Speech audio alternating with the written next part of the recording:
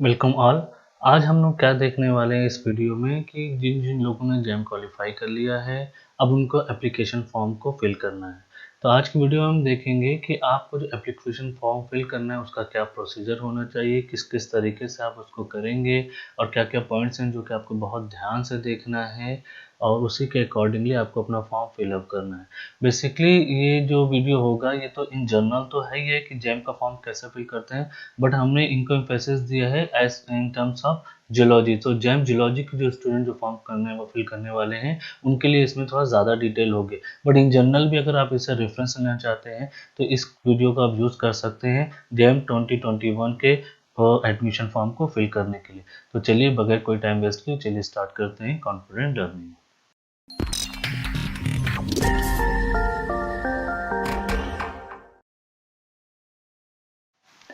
तो जैसे कि आप देख रहे हैं कि हमारा पहला पेज है, इसमें आप देखिए कि ये आपका फ्रंट पेज है और ये जो आपका पीडीएफ है ये मैंने वेबसाइट के जो ऑफिशियल वेबसाइट उससे डाउनलोड किया है, उसका लिंक आपको डिस्क्रिप्शन में दे दिया जाएगा। साथ ही साथ ये जो मैंने कलरफुल पीडीएफ बनाया है आपके रेफरेंस के लिए, इसका भी लिंक आपको दे दिया जाएगा, तो आप इसको डाउनलोड करके आराम से बाद में डिटेल में भी देख सकते हैं। अब इसमें देखिए यहाँ पे क्या है आपका कि यहाँ पे जैसे दिखा है एमएससी 2 इयर्स के लिए है, जॉइंट एमएससी पीएचडी के लिए, डबल डिग्री के लिए। जबकि मैंने अगर पुराना वीडियो देखा होगा आपने जैम की प्रिपरेशन के लिए कि क्या कैसे फॉर्म भरना है एप्लीकेशन फॉर्म, उसमें भी ये सारी डिटेल्स थे। अब हम देखते हैं हमारा जो फर्स्ट पेज है उसमें क्या कहता है कि ये आपका दूसरा पेज आ गया। आईआईएससी बेंगलोर ने इसको कराया था। ये कुछ हाइलाइट्स हैं, ये जो पूरा का पूरा पीडीएफ है 32 पेज का, उसके ये हाइलाइट्स है। इसमें क्या है, पहला आप देख सकते हैं कि Indian Institute of Science Bangalore is organising institute for JAM 2020, ये सबको मालूम है। यहाँ पे देखिए एप्लीकेशन स्टार्ट हो चुका है। कब से स्टार्ट हो चुका है? अप्रैल 20 से स्टार्ट हो जाएगा। मैं 1 महीने के लिए आपको इस बीच में अपना एप्लीकेशन फॉर्म को ऑनलाइन फिलअप करना है। साइट क्या है? ये साइट आपको यहाँ पे दी गई है। उसके बाद आप देखिए यहाँ पे ये आपका एडमिशन आपको 20 आईटीज के लिए, बट आप जो जैम जियोलॉजी वाले उनको पता है, उनको सारे 20 आईटीज में अप्लाई नहीं कर सकते, उनके कुछ पर्टिकुलर आईटीज हैं, उसका भी डिस्क्रिप्शन आगे दिया गया है। उसके बाद यहाँ पे फीस की बात हो रही है, ये नॉन रिफंडेबल फीस है, आपका 600 रुपये लगेगा आपको, ये आपको देना ही पड़ेगा, ये आपका नॉन रिफंडेबल है, तो इसकी में कोताही मत करिए, आपको फॉर्म फिलअप कर दीजिए। उसके बाद offer of seats would be intimated by email, SMS and reported. तो आप ये ध्यान रखिए कि जो आप ईमेल आईडी दे रहे हैं और जो आप क्या कहते हैं एसएमएस जो फ़ोन नंबर दे रहे हैं वो रनिंग कंडीशन में होना चाहिए। ऐसा नहीं है कि आपका फ़ोन बंद हो गया या किसी और का नंबर दिया, तो ये सब चीज़ों का ध्यान रखिएगा। इसमें क्या, jam score must be produce at the time of reporting for the admission. जब आप एडमिशन लेते हैं तो आपका जैम स्कोर कार्ड होना चाहिए आपके पास। Seat booking fee also must be paid. ये क्या होता है ये हम आपको बाद में बताएंगे। और ये कुछ और आईआईटी जैसे आईआईसी बेंगलोर है, आईआईएससी और भोपाल, ये हमारे लिए नहीं है, जैम जियोलॉजी वालों के लिए।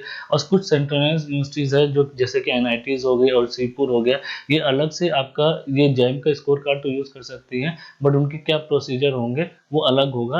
ये आप ऐसा नहीं कि यहाँ पे आपने पोर्टल में भर दिया तो आपका एडमिशन वहाँ पे भी हो जाएगा, उसके लिए आपको अलग से फिलअप करना पड़ेगा।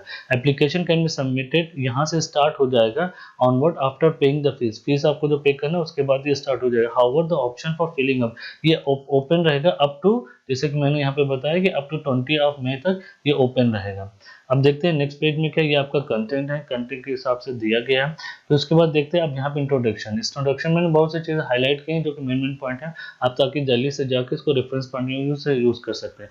Admission to this academic programme will be made on the basis of merit, ये सबको मालूम मेरिट बेसिस पे होगा, उसमें कोई दिक्कत नहीं है।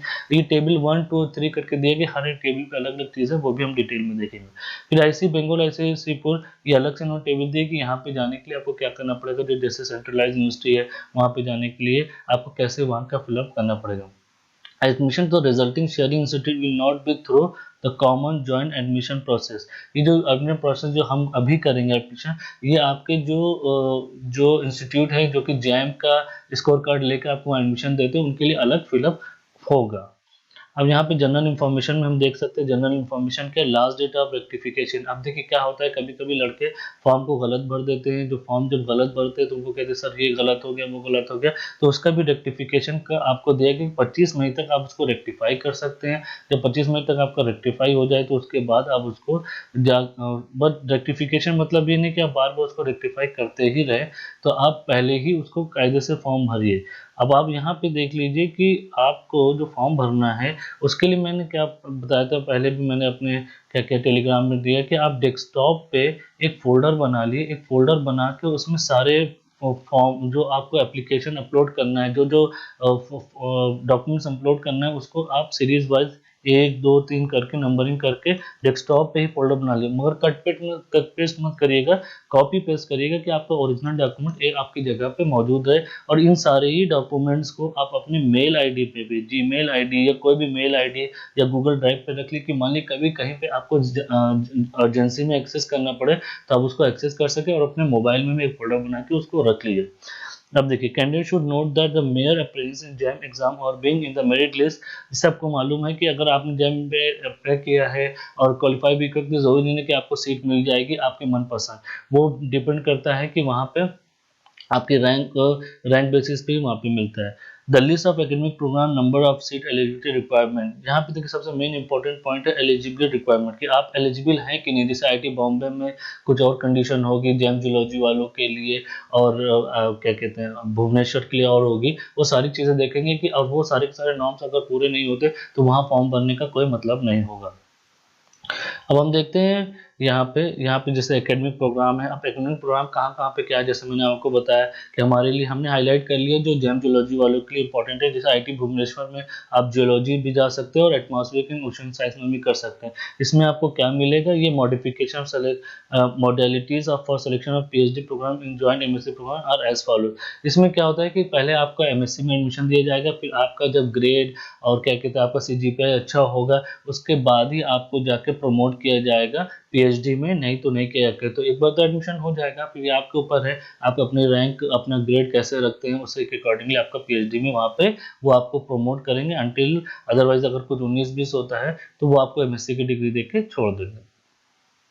अब आईआईटी बॉम्बे में आप क्या कर सकते हैं, आप अप्लाइड जियोलॉजी में जा सकते हैं, अप्लाइड जियोफिजिक्स में जा सकते हैं। उसके लिए क्या क्या एलिजिबल क्राइटेरिया होगा वो हम आगे देखेंगे। आप ऐसे आईएसएम धनबाद में अप्लाई कर सकते हैं। उसके बाद आप आईआईटी खड़गपुर में अप्लाई कर सकते हैं, जिसमें आपके आपको जियोलॉजी जियोफिजिक्स। आप आईआईटी रुड़की में अप्लाई कर सकते हैं।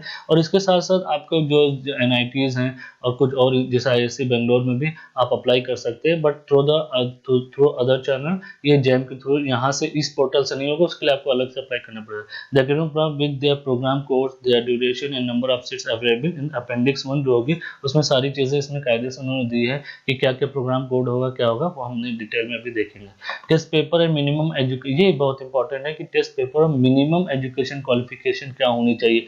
मतलब जो जैसे बीएससी में आपका मैथ्स होना चाहिए कि नहीं होना चाहिए, कि कहीं पे बायोलॉजी से भी काम चल जाएगा, किसी में 12th में मैथ्स नहीं होती है, तो वो सारी चीज़ें इसमें डिटेल में दी गई है कि एलिजिबिलिटी क्राइटेरिया क्या होना चाहिए। बट मुझको लगता है कि जिन लोगों ने यहाँ फॉर्म भरा था, एप्लीकेशन फॉर्म ही जब भरा था, तो उसमें भी ये सारी चीज़ें थी। जो 64 पेज का उनका खुद का ब्रोशर था, एप्लीकेशन ब्रोशर, उसमें भी ये सारी चीज़ें थी। तो जिसने भी फॉर्म भरा होगा और ये देख के भरा होगा उसको आईआईटी बॉम्बे जाना है, तो वो सारे वो एलिजिबल क्राइटेरिया को फुलफिल करता है कि नहीं करता, तो अकॉर्डिंगली ऑलरेडी ये सॉर्ट आउट हो चुका है।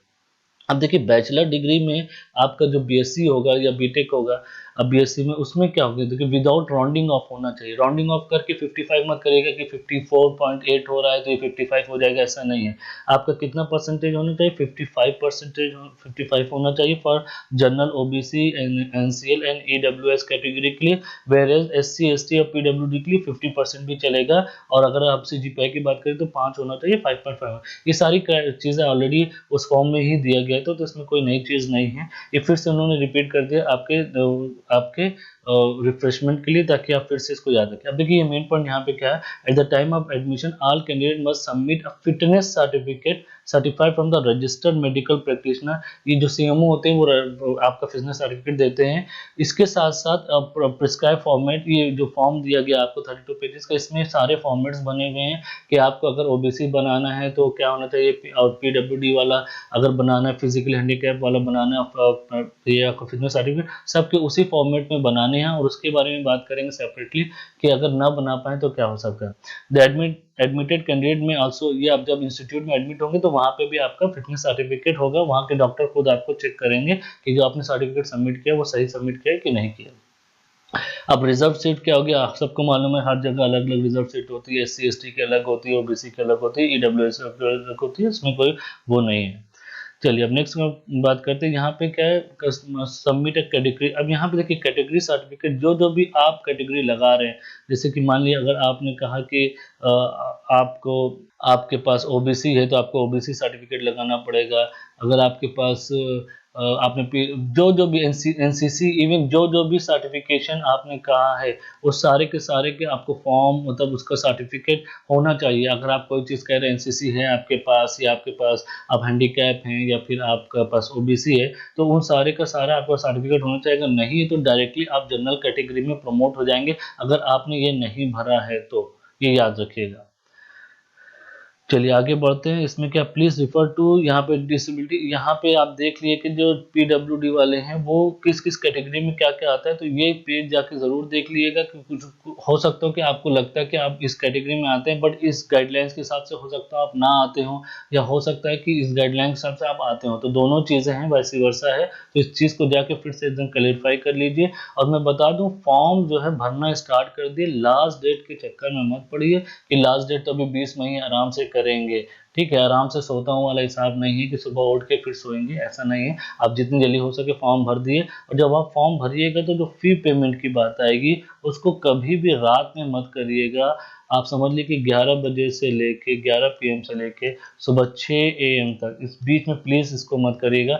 सेफर साइड लिए जबकि 12 से 3 होता है मगर आप लोग के लिए सेफर साइड लेके 11 से 6 रखा है मैंने, क्योंकि इसमें क्या होता है कि बैंक ट्रांजेक्शन थोड़ा सा जंप करता है, डिस्कनेक्टिविटी होती है। तो इस चीज़ का भी ध्यान रखिएगा कि जब पेमेंट कर रहे हो तो पेमेंट रात में न करके दिन के टाइम में करिए ताकि आपका पेमेंट भी कायदे से हो जाए। फॉर्म पूरा भर लीजिए, एक दो बार रिवाइज कर लिए, अपने दोस्तों से उसको दिखा लिए, तो उसके बाद काम करिए।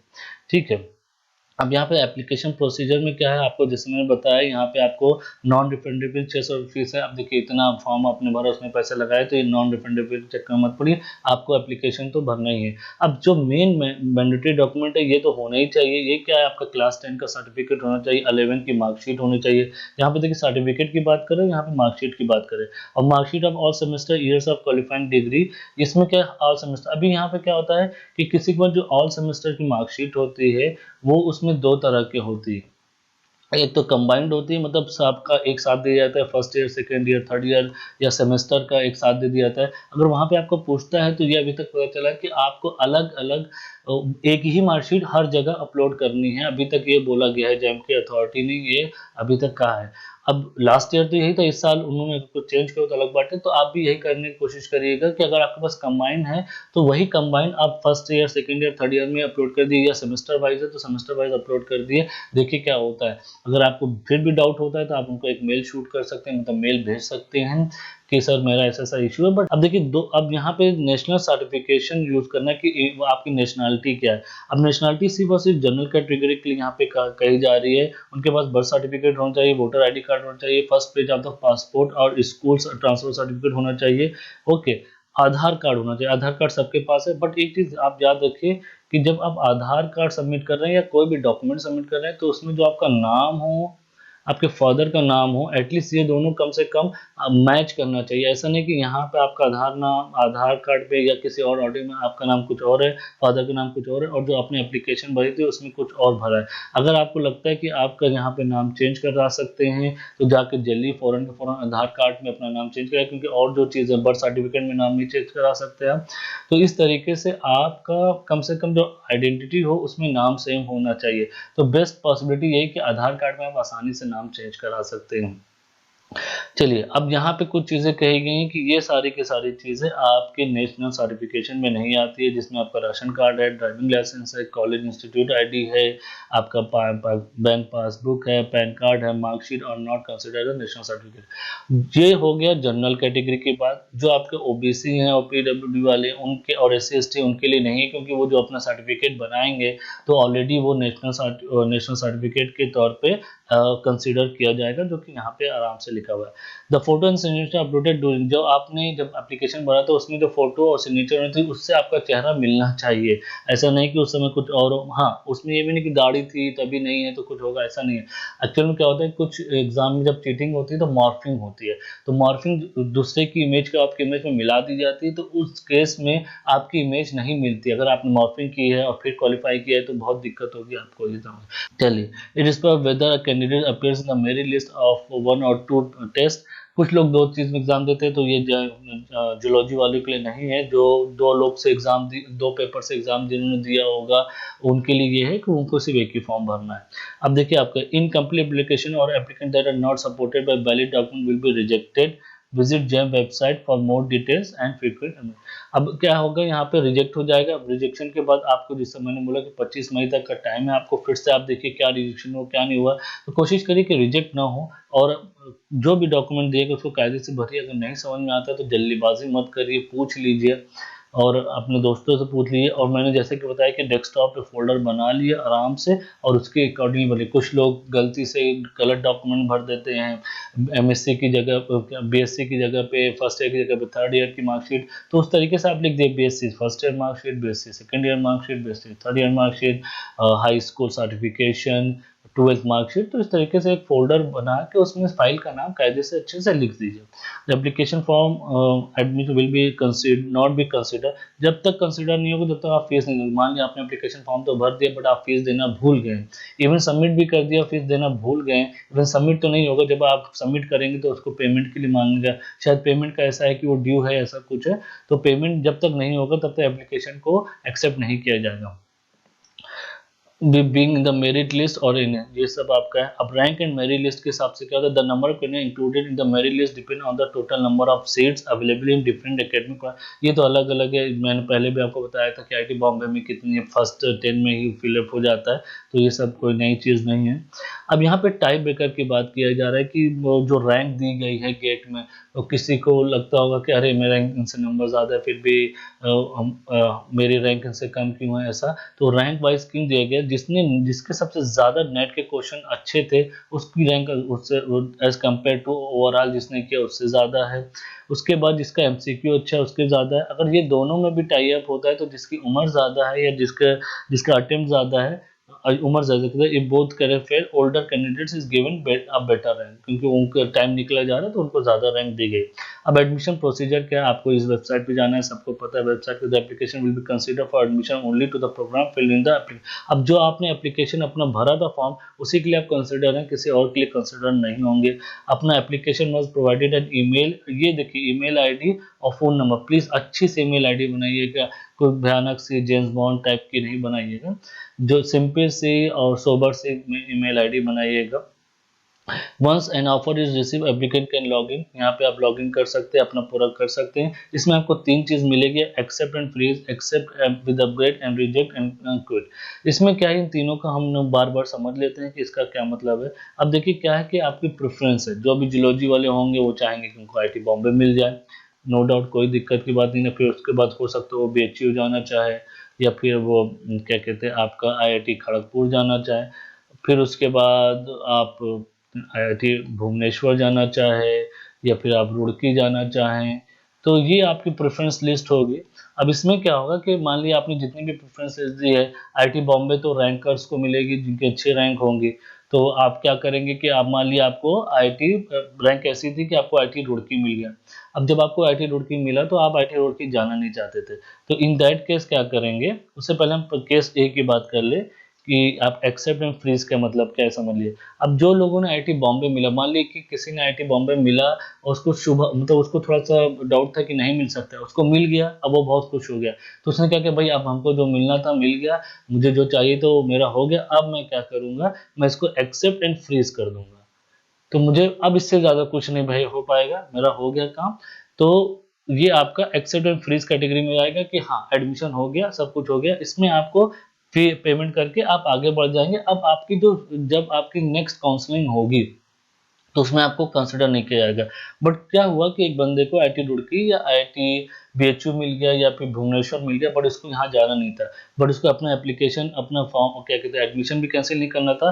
तो एक्सेप्ट एंड अपग्रेड पे चला जाएगा वो, कि मैं एक्सेप्ट तो करता हूँ जो ऑफर मुझे मिला है या आईटी रुड़की या बीएचयू कहीं मिला है, बट मैं अपने आप को आपकी लिस्ट में डालता हूँ कि अगर मुझे हो सके, अगर रैंक किसी ने कोई चीज़ छोड़ी और कहीं और चला, कुछ एडमिशन कैंसिल कर देते, तो एडमिशन अगर नहीं लेते हैं तो आप मुझे अपग्रेड भी कर दिए। तो रुड़की से वो भुवनेश्वर में जा सकता है, भुवनेश्वर से वो खड़गपुर में भी जा सकता है, बीएचयू में जा सकता है। अगर आईटी बॉम्बे में खाली रही तो आईटी बॉम्बे भी जम कर सकता है। तो एक्सेप्ट एंड विद अपग्रेड का मतलब ये होता है।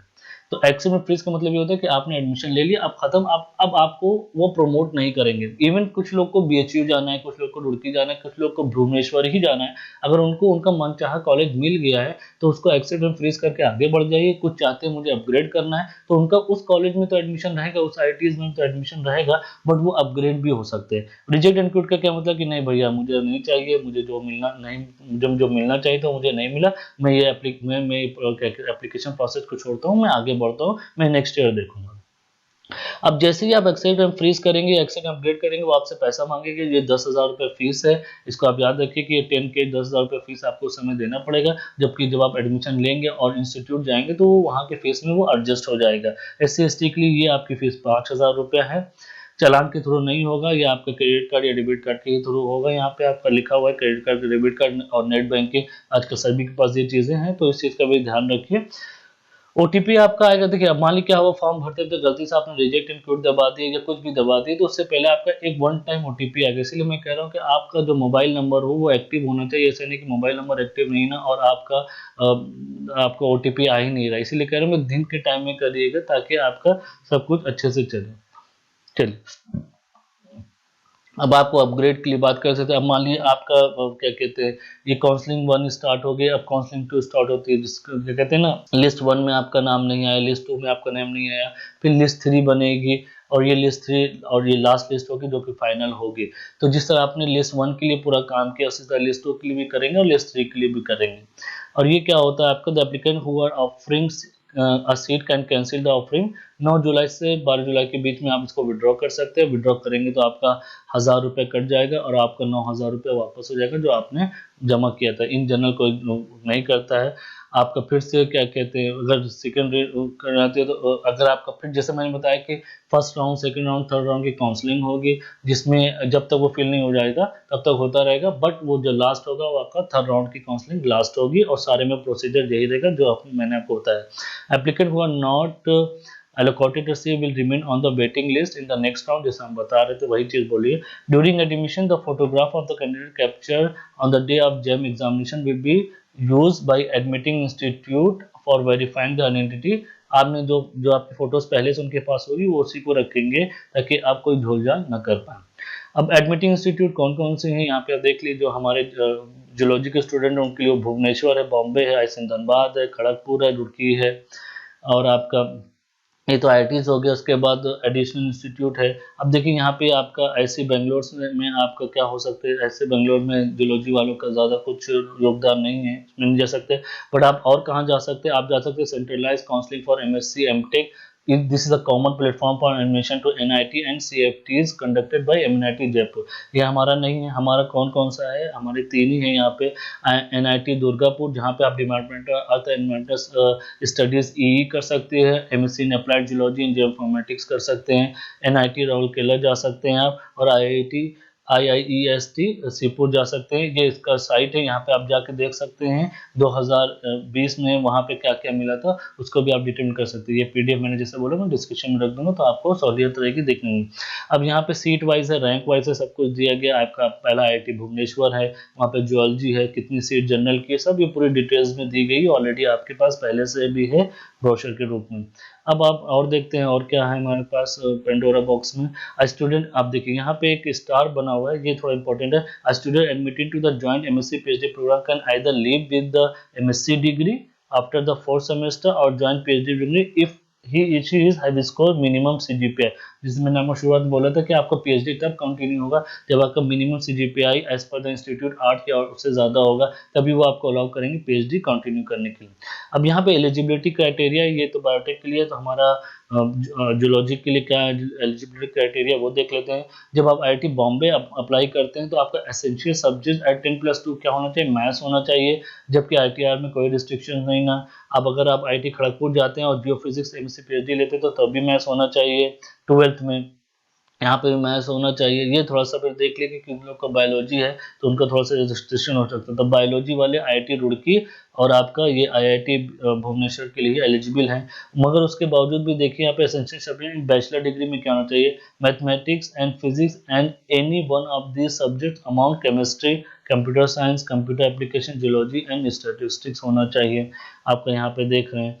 और यहाँ पे देखिए आपका क्या है, ITR क्या कह रहा है, zoology for 3 years 6 semester and any 2 subject mathematics, physics, chemistry and biological science. तो ITR में आप बायोलॉजी वाले जिनका बायोलॉजी है वो जा सकते हैं आराम से, तो कोई दिक्कत की बात नहीं ना। बाकी और जगह जो रिस्ट्रिक्शंस हैं वहाँ पे आप नहीं जा सकते। इवन IIT भुवनेश्वर में भी आपका BSc में आपका ये सब्जेक्ट होना चाहिए, इसमें बायोलॉजी नहीं ना। इवन 12th में कोई रिस्ट्रिक्शन नहीं है। अब देखिए यहाँ पे जो आपका ISM धनबाद है उसमें यहाँ पे एक स्टार लगा हुआ है, इसका क्या दिक्कत है कि एप्लीकेंट विद कलर ब्लाइंडनेस और यूनिओकुलर आर नॉट एलिजिबल। यहाँ पे आप ISM धनबाद में अगर आपको कलर ब्लाइंडनेस है तो वो एलिजिबिलिटी क्राइटेरिया में नहीं आता, तो भूल से भी आप अपना आई टेस्ट करा लीजिए। अगर आप कलर ब्लाइंडनेस का इशू होगा तो एडमिशन तो हो जाएगा, फिर वहाँ पे जाने के बाद वो रिजेक्ट कर जाएगा। इन्होंने एकदम साफ साफ फॉर्म में लिखा हुआ ये मेडिकल क्राइटेरिया है। अब PWD वाले जो है हमारे फिजिकली हैंडीकैप स्टूडेंट्स जो हैं उनके लिए क्या है, to do field work person with category candidate should be able to walk in the field without assistant escort on road and off road condition. तो ये देख लेगा कि अगर थोड़ा अगर आप कोई दिक्कत नहीं ना, अगर आप फिजिकल हैंडीकैप है फिर भी आप सब कुछ कर सकते हैं, तो वो आपके इनर व्हील के हिसाब से है, तो उसमें भी कोई इशू नहीं है। अगर आप कर सकते हैं तो बहुत अच्छी बात है। अपने आप को ही खुद आप एवेल्यूएट करिए, देखिए आपसे ज़्यादा आपको कोई नहीं जानता है, ठीक है। तो अपने आप को खुद एवेल्यूएट करिए कि किस हिसाब से आप क्या कर सकते हैं क्या नहीं कर सकते। कोई आपको नहीं बताएगा कि आप ये कर सकते हैं या वो कर सकते हैं, ये चीज़ का ध्यान रखिए। आपसे ज़्यादा आपको कोई नहीं जानता है, ठीक है। चलिए अब आगे बढ़ते हैं। ये आपका दूसरे लोगों के लिए है, उस पर हम लोग नहीं जाते, हम लोग अपना कंसंट्रेशन। हाँ, कुछ जो फिजिक्स वाले हैं वो भी जूलॉजी में जब कर सकते हैं तो आपका कंपटीशन थोड़ा बढ़ जाता है, ये बहुत थोड़ा सा इशू है IIT बॉम्बे में। जैसे कि आपको जो फिजिक्स में आपको फिजिक्स वाले भी मिलेंगे, ये थोड़ा सा है कि फिजिक्स वाले भी आपको कंपटीशन दे सकते हैं IIT बॉम्बे में। अगर उनकी फिजिक्स में रैंक अच्छी होगी तो वो आपको IIT बॉम्बे में अप्लाई कर सकते हैं, ISM धनबाद में भी वो अप्लाई कर सकते हैं, तो फिजिक्स वाले भी आ सकते हैं। अब देखिए यहाँ पे कुछ फॉर्म्स हैं, जैसे मैंने आपको बताया कि यही आपको जो फॉर्म बनवाने हैं वो कहाँ, जैसे OBC का सर्टिफिकेट बनवाना है या EWS का सर्टिफिकेट बनवाना है, तो ये इंस्टीट्यूट है, ये जगह है जहाँ से बनवा सकते हैं। अगर इनके अलावा कहीं और से बनवाते हैं तो आपका सर्टिफिकेट रिजेक्ट हो जाएगा।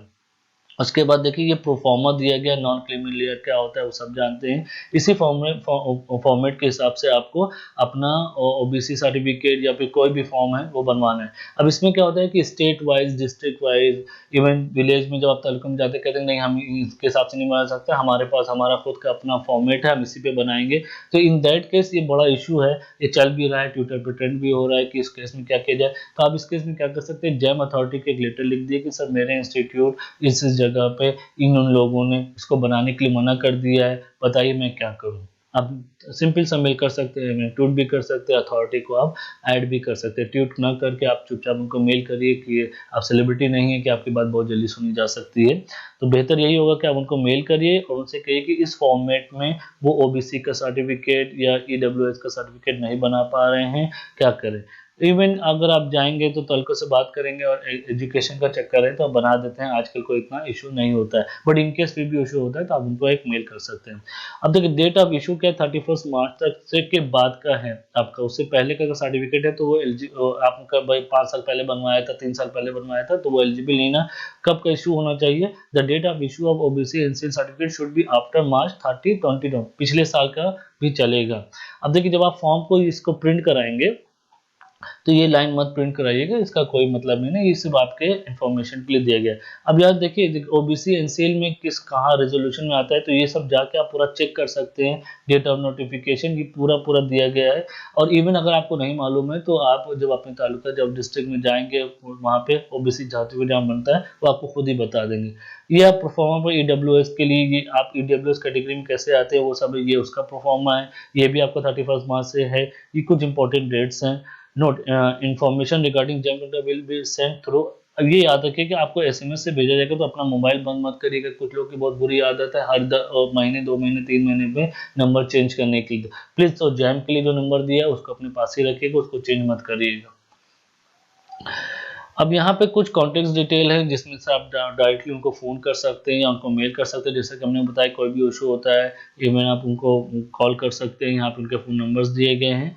तो अब ये कुछ इंपॉर्टेंट देखिए, अब कोविड की वजह से क्या होगा कि आपके पास कुछ डॉक्यूमेंट्स नहीं होंगे, कुछ डॉक्यूमेंट आपको बाद में रिलीज होंगे, तो उसके लिए एक अंडरटेकिंग फाइन फॉर्म साइन होगा कि आप इस डेट तक अपना ये डॉक्यूमेंट अवेलेबल करा देंगे। देखिए, आपको डॉक्यूमेंट अवेलेबिलिटी में क्या आएगा, या तो ओबीसी सर्टिफिकेट आएगा, क्योंकि अभी कोविड में बनना मुश्किल होगा, या फिर आपका आएगा कि जो आपकी मार्कशीट अभी रिलीज नहीं हुई है वो आएगा। इससे ज़्यादा नहीं। अब ऐसा नहीं है किसी का जो एसेंशियल डॉक्यूमेंट है, जैसे कि आपको बताया हाई स्कूल की क्या कहते हैं आपका सर्टिफिकेट, 12th की मार्कशीट और ओबीसी सर्टिफिकेट, वो सब तो रहते ही, क्योंकि लास्ट ईयर जिसने बनवाया होगा उसके पास अभी भी होगा। अगर नहीं भी होगा तो उसके लिए आपको अंडरटेकिंग साइन करने हैं, और अंडरटेकिंग में आपको एक डेड टाइम देना पड़ेगा कि इस टाइम तक मैं अपने डॉक्यूमेंट्स को सबमिट कर दूंगा। ये यहाँ पे ये लिखा हुआ है, क्योंकि कोविड चल रहा है, कोविड बहुत बुरा है। इसमें सबसे रिक्वेस्ट कर सकते, प्लीज़ दुआ करिए कि ये महामारी जितनी जल्दी हो सके ख़त्म हो जाए, ताकि हम लोग सारे ट्रैक पे आ जाए। बहुत बुरा हाल है। आप लोग से प्रेयर की रिक्वेस्ट है, सब लोग प्रेयर करिए एक दूसरे के लिए। ये इंफॉर्मेशन ब्रोशर है, इस वेबसाइट पे मिल जाएगा। तो इसमें आपका इतना ही था, और इस तरीके से आपको फॉर्म भरना है। कुछ मेन पॉइंट्स है वो आप याद रखिए कि आप डेस्कटॉप पे एक फोल्डर बना लीजिए जिसमें आपके सारे डॉक्यूमेंट्स होने चाहिए। ये सारे के सारे डॉक्यूमेंट जो आप अपलोड कर रहे हैं वो एक फोल्डर में अपने मेल आईडी में भी रख लिए और गूगल ड्राइव में भी रख लिए, ताकि कहीं से भी आप इसको एक्सेस कर सके। और क्या हो सकता है कि आपको कहीं पे भी कोई भी डाउट होता है उसको लिख लीजिए। फॉर्म को अननेसेसरी हाँ मुझे ये लग रहा है मैं ऐसा कर देता हूँ वो मत करिएगा।